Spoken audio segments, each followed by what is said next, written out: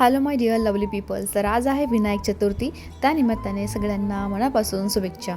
वक्रतुंड महाकाय सूर्यकोटी समप्रभ निर्विघ्नं कुरु मे देव सर्वकार्येषु सर्वदा.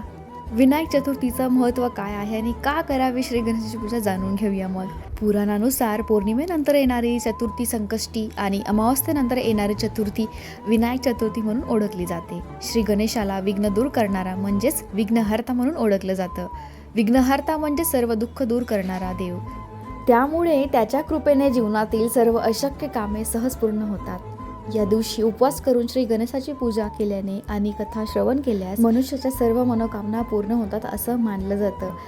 या दिवशी गणेशाची विधिवत पूजा केल्याने गणराज प्रसन्न होतात आणि त्याचा आशीर्वाद देतात. म्हणूनच श्री गणेशाला प्रसन्न करण्यासाठी हे व्रत चतुर्थीला पाळले जाते. या दिवशी श्री गणेशाची पूजा केली जाते. या दिवशी गणेशाची आराधना मनोभावाने केल्याने सुख समृद्धी, ऐश्वर्य वैभव, ऐश्वर्य समृद्धी, बुद्धीची प्राप्ती आणि वाणीत गोडवा आणि गणेशाच्या मंत्राचा जप केल्यानेही विशेष पुण्य प्राप्त होते असे म्हणतात.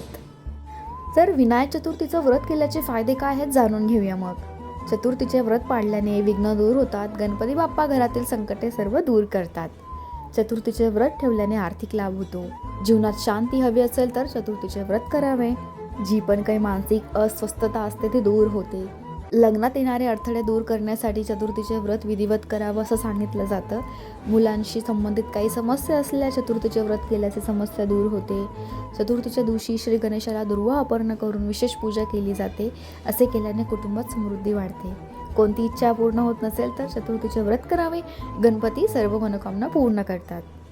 चतुर्थीला गणपतीची पूजा केल्याने घरातील नकारात्मक प्रभाव दूर होतो. चतुर्थीला व्रत केल्यामुळे आनंद आणि सौभाग्य वाढते. तर सगळ्यांना मनापासून विनायक चतुर्थीच्या खूप खूप लख शुभेच्छा. Thank you so much. Ganpati Bappa Morya.